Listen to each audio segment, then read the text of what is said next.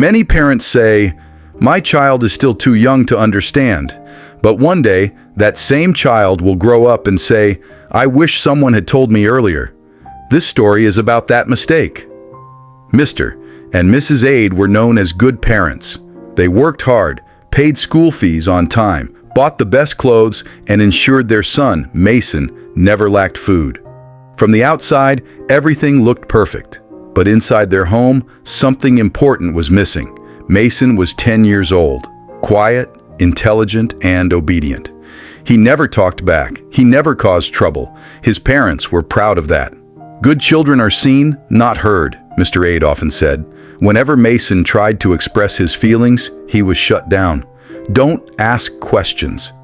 Do what you're told. Children should not challenge adults. His parents believed strict control meant good training. They also believed Mason was too young to understand certain things, so important conversations were avoided. As Mason grew older, his silence grew with him. In secondary school, he struggled, not academically, but emotionally. He was afraid to make decisions, afraid to fail, afraid to speak up. When classmates bullied him, he said nothing. When teachers asked questions, he knew the answers but kept quiet. At home, his parents noticed his sadness, but instead of listening, they corrected. "Be strong. Stop crying like a child.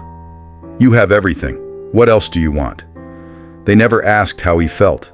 They only focused on how he behaved. What his parents did not realize was this: children will learn about life one way or another. If they are not taught correctly at home, they will learn wrongly outside. Years passed. Mason entered the university. For the first time, his parents were no longer there to control his life. No rules, no supervision, no constant instructions. And suddenly, the child who had been protected from knowledge was exposed to everything at once, without guidance. He couldn't say no to peer pressure. He couldn't manage his time. He couldn't stand for his values. The same obedience his parents once praised had now become his weakness. One evening, Mason came home unexpectedly. His eyes were red. His voice was shaky. "I don't know who I am," he said quietly. That sentence broke his parents. For the first time, they listened, truly listened. They realized their biggest mistake was not lack of provision, but lack of preparation. They had trained a child to obey, but not to think, to fear mistakes, but not to learn from them, to respect authority, but not to understand when and how to question it. They had also assumed he was too young to know certain things, forgetting that what is not taught early is often learned wrongly later. From that day, they changed. They talked instead of shouting. They explained instead of hiding the truth. They taught him what he needed to know, step by step according to his age, before the world taught him wrongly. It didn't happen overnight, but slowly, Mason began to heal. Lessons learned. No child is too young to learn what is right. Only how it is taught matters. Age-appropriate truth is better than dangerous ignorance. If parents don't teach, the world will, and it may not teach gently. Control is not the same as training. Training prepares a child for life. Control only prepares them for obedience. Correction without connection creates distance.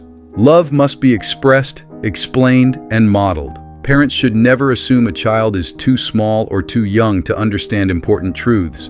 As time goes on, children must be taught what they need to know, when they need to know it, and in the right way. Because if they don't learn it at home, they will learn it outside, and sometimes, by the time they do, it may be too late. If your child were to speak 10 years from now, would they say, "Thank you for preparing me," or "I wish you had told me earlier"?